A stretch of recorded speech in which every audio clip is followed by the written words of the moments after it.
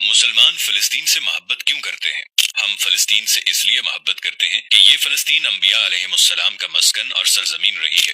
اللہ تبارک و تعالیٰ نے حضرت لوط علیہ السلام کو اس عذاب سے نجات دی جو ان کی قوم پر اسی جگہ نازل ہوا تھا۔ حضرت ابراہیم علیہ السلام نے فلسطین کی طرف ہجرت فرمائی تھی۔ حضرت داؤد علیہ السلام نے اسی سرزمین پر سکونت رکھی اور یہیں پر ایک محراب بھی تعمیر فرمایا تھا۔ حضرت سلیمان علیہ السلام نے اسی ملک میں بیٹھ کر ساری دنیا پر حکومت فرمائی۔ چیونٹیوں کا وہ مشہور قصہ جو قرآن پاک کی سورۃ النمل میں درج ہے، جس میں ایک چیونٹی نے اپنی باقی ساتھیوں سے کہا تھا کہ اے چیونٹیوں اپنے بلوں میں گھس جاؤ مبادا کہ حضرت سلیمان علیہ السلام کے گھوڑے تمہیں کچل نہ ڈالیں۔ یہی اس ملک میں واقع اسقلان شہر کی ایک وادی میں پیش آیا تھا جس کا نام بعد میں وادی النمل یعنی چیونٹیوں کی وادی رکھ دیا گیا تھا۔ حضرت زکریا علیہ السلام کا محراب بھی اسی شہر میں ہے۔ حضرت موسیٰ علیہ السلام نے اسی ملک کے بارے میں اپنے ساتھیوں سے کہا تھا کہ اس مقدس شہر میں داخل ہو جاؤ۔ انہوں نے اس شہر کو مقدس اس کے شرک کے پاک ہونے اور انبیاء علیہ السلام کا مسکن ہونے کی وجہ سے کہا تھا۔ اس شہر میں کئی معجزات وقوع پذیر ہوئے جن میں ایک کنواری بی بی حضرت مریم علیہ السلام کے بطن سے حضرت عیسیٰ علیہ السلام کی ولادت مبارکہ بھی ہے۔ حضرت عیسیٰ علیہ السلام کو جب ان کے قوم نے قتل کرنا چاہا تو اللہ تبارک و تعالیٰ نے انہیں اسی سرزمین سے آسمان پر اٹھا لیا تھا۔ قیامت کی علامت میں سے ایک حضرت عیسیٰ علیہ السلام کا زمین پر واپس تشریف لانا اسی شہر کے مقام سفید مینار کے پاس ہوگا۔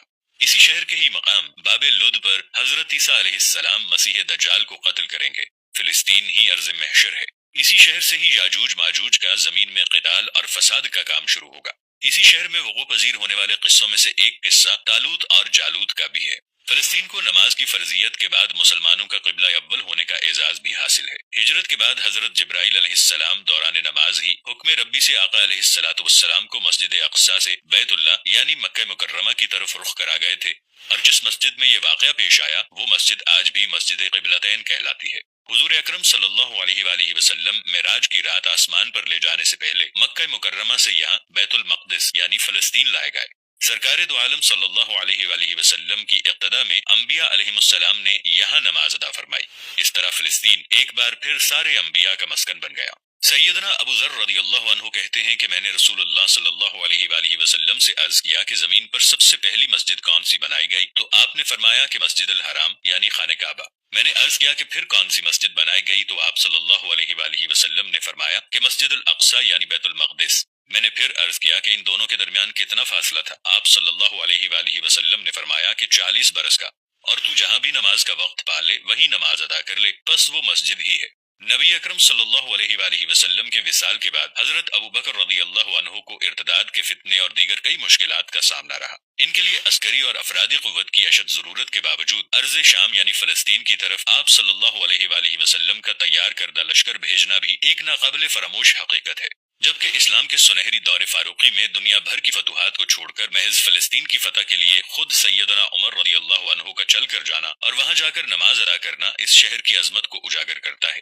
دوسری بار بائنے ہی معراج کی رات بروز جمعہ 27 رجب 583 ہجری کو صلاح الدین ایوبی کے ہاتھوں اس شہر کا دوبارہ فتح ہونا بھی ایک نشانی ہے۔ قدس بیت المقدس کا نام قرآن سے پہلے تک ہوا کرتا تھا۔ قرآن نازل ہوا تو اس کا نام مسجد اقصی رکھ دیا گیا۔ قدس اس شہر کی اس تقدیس کی وجہ سے ہے جو اسے دوسرے شہروں سے ممتاز کرتی ہے۔ اس شہر کے حصول اور اسے رومیوں کے جبر و استبداد سے بچانے کے لیے 5000 سے زائد صحابہ کرام نے جام شہادت نوش کیا، اور شہادت کا باب آج تک بند نہیں ہوا۔ یہ سلسلہ ابھی تک جاری ہے، اسی لیے یہ شہر شہیدوں کا شہر ہے۔ مسجد اقصی اور بلاد شام کی اہمیت بالکل حرمین شریفین جیسی ہے۔